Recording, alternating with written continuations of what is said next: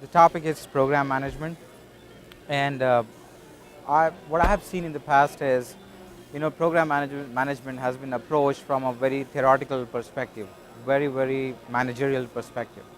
And I have a security architecture background, and I started doing a lot of program management, managing initiatives and resources and people, and that's when I realized that these two things have to merge together. So I started finding out how to combine the technical and the governance side of it and create something where I can identify with all the technologists, right? And I can identify with senior management. So that's what resulted in this talk. It's not, it's not innovative. It's just a fresh take on what we do on a daily basis, and combine and remove the noise and just make it simple and straightforward. Everybody can understand it. Even people new to security can understand it.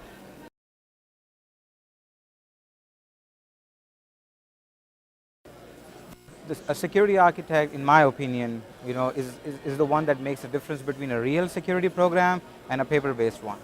So a lot of the companies have paper-based ones. Now, I mean, if you hear about breaches, it could happen to anyone, right? But most of those programs, even the programs that we have today, they rely a lot on the paper-based protection, policies and other stuff. You need an architect in the background that can make it real and say this is how somebody will attack it. So now that paper-based program combined with a real-world approach, a practical solution, gives us the best of both worlds, and an architect brings that realism into a program.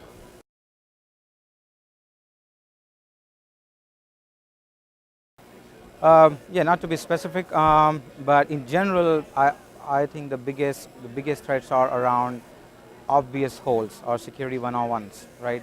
Things that people know are out there, they want to address it, but somehow either they get lost because there are other shinier, bigger things to address. Either tools-based approach, a vendor said something that we should do this, or compliance-based approach where we are forced to do things in a certain way, and we ignore these basics, right? So I would say those are the biggest challenges, and that's where we find that most of the times they have the best of the breed solutions, but the basics are not covered because no one articulated the threats. No one said that here's an easy way where I can use what you have or a vulnerability that you have today and attack your network and show it to our practitioners.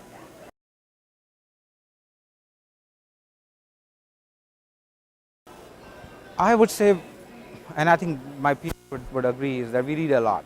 We read everything, right? We read most of the news that is out there, and no one can guarantee anything, right, in this profession. But in general, we read a lot. We try to learn from it.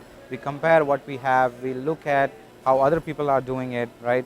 The sessions such as these are great places.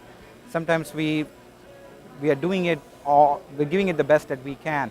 But when we talk to somebody else, we figure out that, oh, there's another way to do this, and here's how they have been successful in the past. So I think that's how a lot of people that I know keep up to date. Talking about is definitely a good way, right? It forces you to learn a little bit more than what you assumed you knew. So I think that's another way as well.